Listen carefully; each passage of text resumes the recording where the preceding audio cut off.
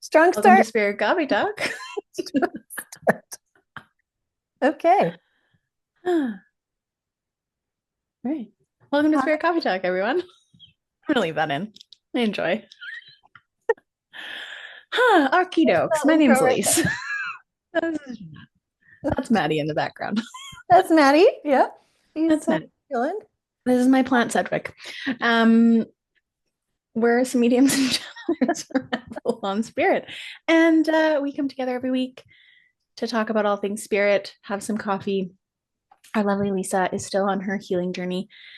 So you're stuck with just the just the two of us. This Yep. is gonna be a good Good one. times. It's gonna be good. This is going to be really good. Probably Good thing keep her we're short and talking sweet. about what we're talking about today, too. Mhm.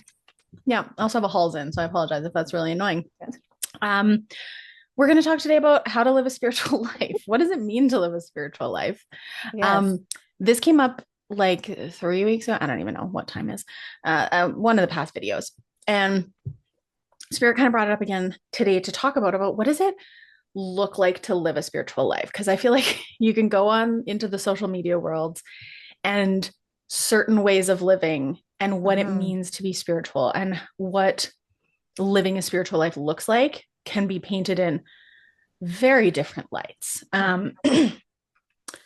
Like it or not, want to aspire to it or not. It's not about judgment. It's just about, I think it's one of those things where we can be shown a certain way of being and then feel like if we're not doing that, then we're not spiritual enough or we're not being spiritual. And I think we're in a time where spirituality, consciousness is evolving.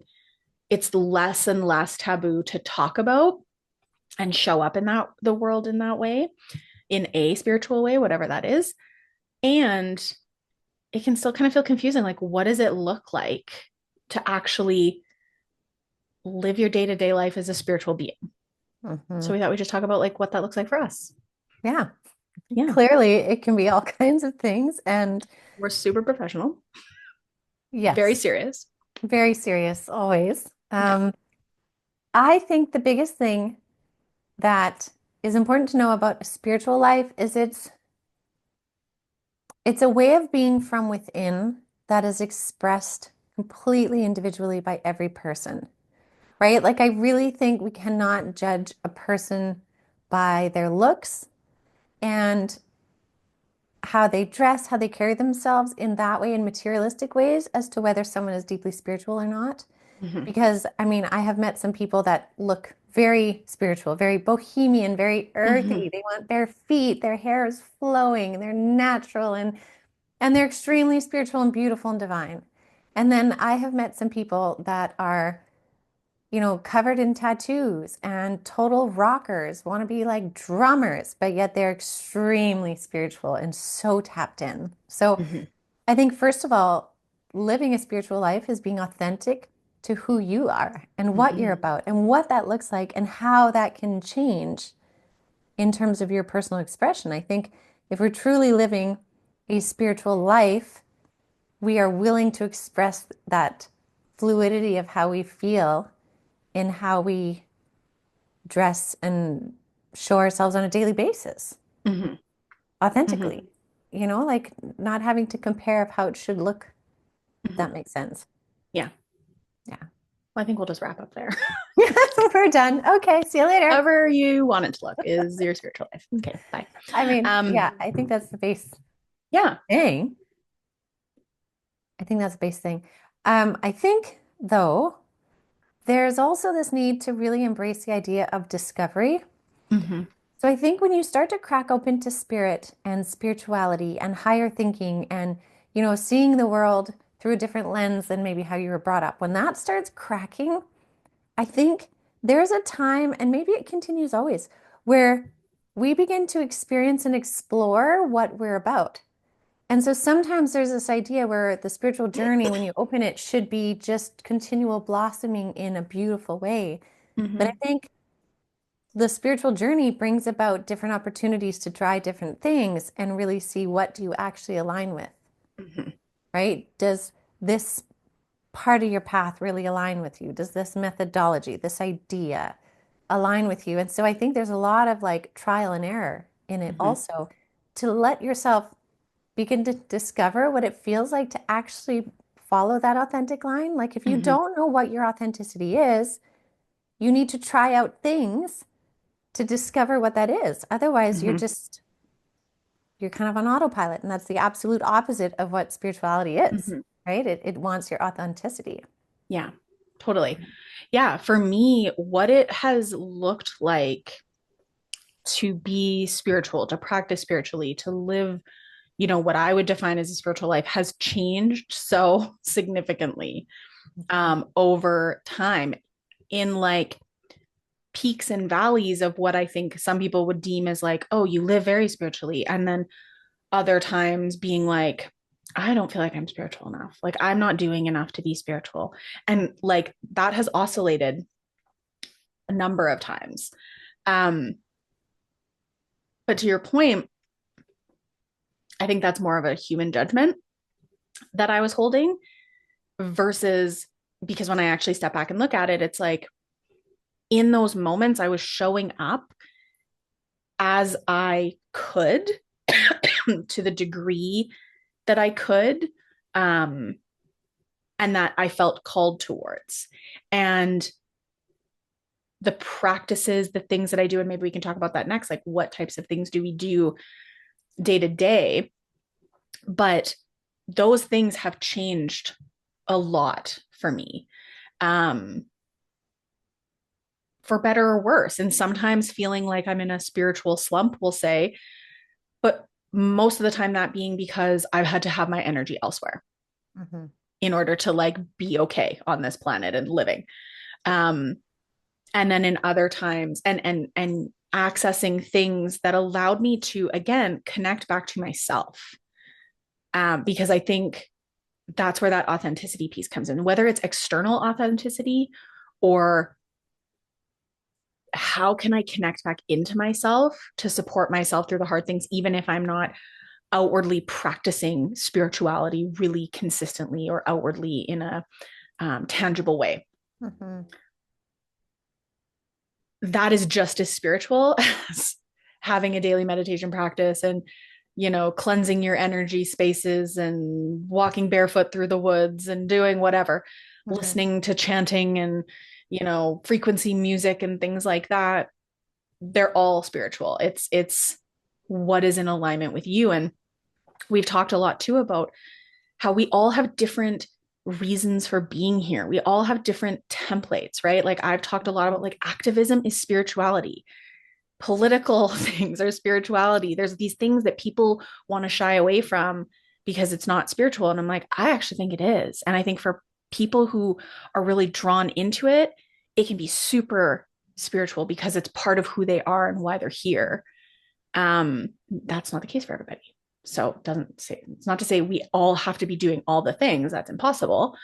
But it's to say that again, coming back to like, what am I called towards and what makes me feel most connected to myself? And then therefore, not in a like, I'm the most important thing, but in that when I stand in my truth and my authenticity, I can be the strongest that I can be to then make change outwardly, Yeah, support people and change outwardly, whatever it looks like, ongoing, because that's really spirituality is not individual and yet and inherently we're deeply connected to everyone and everything around us, and yet if we're not connected inwards to ourselves it becomes extremely unsustainable and more of an energy output than like a energy circuit. I agree. That's so well said. And so what's interesting is when people are like, okay, so how do I get there though? Like Mm-hmm. how do I get there? I think one of the things we can do is start to make our lives sacred.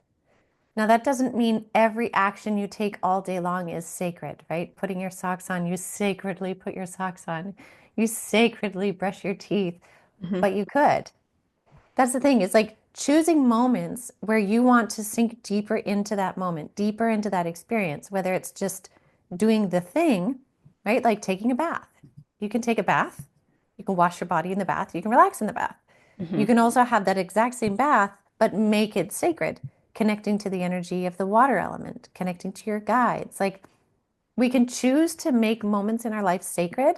And I think when we do that, we start to figure out what matters to us, which parts of spirituality are important to us, right? Like, say, if we go with your activism idea and the, speaking out in different political spheres or societal norms, you can speak out on the like supporting whatever you are against or for. And you can also go deeper by tuning into the energetics behind your why, behind the collective energy of why, behind why it matters at this time. Like that's how we can make sacred the actions that we're doing, from simple morning stretches to activism, Mm-hmm. right? We need to reintroduce what it means to have sacred moments. And so that's why I think practices like meditation, like rituals, like mantras, guided meditations are so valuable because they can give us ideas, Mm-hmm. allow us to try methods to help find our way into what does matter, right? Like what does matter for me? How can I take this principle and apply it to what does matter for me? And when that highlights that authenticity vibe within me, then I'm hitting that kind of spiritual pathway in my life. Mm-hmm. When I'm doing whatever I'm doing with more intent behind it, there's a greater why. Mm-hmm. And the why has to go beyond the ego why, right? Not just the financial gain or the financial stability, because that's important, but what is the deeper why behind something? When we start aligning our authenticity with that, then we start getting into that spiritual energy, Mm-hmm. right? Like, why is it important for me to have a sacred bath? Well, Mm-hmm. I need to relax. Well, why? What more do I need? Well, I'm actually feeling disconnected from myself. Okay, now we're getting somewhere. What does it mean to be disconnected to self? Where are you feeling that? Oh, I wish I could hear a spirit guide. Okay, right? You start using the water as a amplifier to conduit the energy. Like it's the intention that allows you to go deeper, which actually allows you to expand into that spiritual existence. Mm-hmm. Mm-hmm. Yeah. Yeah. I love that. And I love that you brought up the word sacred. That was one of my words for this year Mm. because I think, we can, like you said, we can make sacred anything. And it's all about the intention behind it. And for me, like reorienting towards that, even in hardships, even in, you know, things that I feel like aren't working out the way I want them to, or it's like realigning to, okay, what can I find that's sacred? Because I feel like when we can start to find the sacredness of things, it really shows us that we're being present and we're being in the moment, which I think a lot of times spirituality, we're like, what we're asking, what's going to happen? Where is this going? What does this mean for me? And it's like Mhm. future, future, future, past, past, past.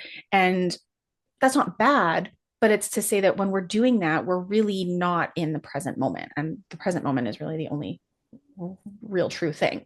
Mhm. And so when we can like keep reorienting to the sacredness of your morning cup of coffee, or you woke up extra early this morning but like there's quietness in the house and you wish you could have slept in, but like, oh, it's nice to just be up before anybody else and like sit in the quietness of that or whatever it is. We're more present, and through that presentedness we're able to, I think, access a heck of a lot more as far as like Yeah. energy, and right, and that's Tune into the meditation, that's subtleties. mindfulness. Yeah. Yeah. Yeah. Yeah, it's in those moments where we're able to actually hear, Yeah. see, feel, experience the vastness of things. Um, Because isn't that the whole thing? Like, have you not noticed that spirit communication, spirit insights, it's all subtleties? mhm, Like you tune into the subtleties of that realm or frequency or language. It's mhm, not often big, bold, and blaring. mhm, And the more you tune into the subtleties, the more it becomes louder because you're attuned to it. But mhm, it like you said, it's giving that space to be able to connect into that whole spiritual realm. mhm. Yeah. And I think that is like zooming out and using that. It's like living a sacred life also means going to, you know, 7,000 things with your kids on the weekend and grocery shopping and, being busy and having to run the errands and getting stuck in traffic and, all of those things can be living a spiritual life just as much as sitting in a beautiful place with your eyes closed, breathing and connecting to the earth and listening, to the sounds around you and connecting to your spirit and all of those things. I think a lot of spiritual people, whatever that means, would argue like, well, that's not how we're meant to live, like the busyness and like, I think that's a whole other tangent one could go on that I don't, necessarily agree or disagree with. But it's to say that we are where we are also. Yeah. And if we do want to make change, the way to do that is through becoming really aware of like what feels good, what doesn't feel good, Mm-hmm. what aligns with me, what doesn't align with me. Yeah. And again, circling back again, it goes back to that authenticity. It's going to be different for everyone. How you ground into yourself and your spirituality in whatever life you're living is the spiritual life. Like that in and of itself is Mm-hmm. the thing. And that will change Yeah. as your life changes and as your seasons change and all of that. So it's like, Yeah. it's kind of I feel like we're like speaking very ethereally, but it's also like, that's also kind of just what it is. I know. And I think because it's so subjective. Mm-hmm. It's so subjective to everyone's perspective, lens, cultural connection, geographical location, what they read, what they find interesting. Like we can pull spiritual ideas or ways of living from all cultures, um, Mm-hmm. Mm-hmm. different times in history. Like there's so many ways in which it can be expressed. And so again, that's why I think it's really a deep invitation to what does it look like for you? Right? For Mm-hmm. some, like you said, it might be having an experience for 4 years as a monk and Mm-hmm. training as that. And that sets the foundation for your journey in Mm-hmm. spirituality. For others, it's, how can I sustain this in the busyness of life and inspire children to tap into their authenticity and feel the world around them, right? Like whatever it might be. But it's the biggest thing with spirituality truly is aligning to your frequency, Mm-hmm. not anybody else's frequency. So yes, you can mimic what somebody else is doing if it feels aligned with you. But if Mm-hmm. you're forcing your attempts at spirituality to align with somebody, it's not for you. That's not the Mm-hmm. spiritual life for you. You're missing a huge chunk of Mm-hmm. what's really supposed to be happening for you. Mm-hmm. Yeah. Yeah. Yeah. And I would challenge, and again, maybe it's an unpopular opinion and not coming from a judgment place, but I've said this before that like I would challenge that anyone saying this is the one way to do or be or experience spirituality or energy or spirit, I don't, that doesn't vibe with me Yeah. because I think it's just so infinite. So any person who says this is the way to live or this, you have to have a meditation practice daily, or you have to do this, or you have to do that. Fine. That's your, like what it means for you. I am never going to speak in an absolute about any sort of spiritual topic because I just think my cute little human brain, I don't think any cute little human brain on this planet can fully grasp what it looks like. Mm-hmm. And we're all living through our own perception. So, that piece on discernment around, well, just because somebody else is doing it, and it might be a spiritual teacher that I love and I really resonate with a lot of the things they say. And then they say, if you only do this, a big one is like eating meat.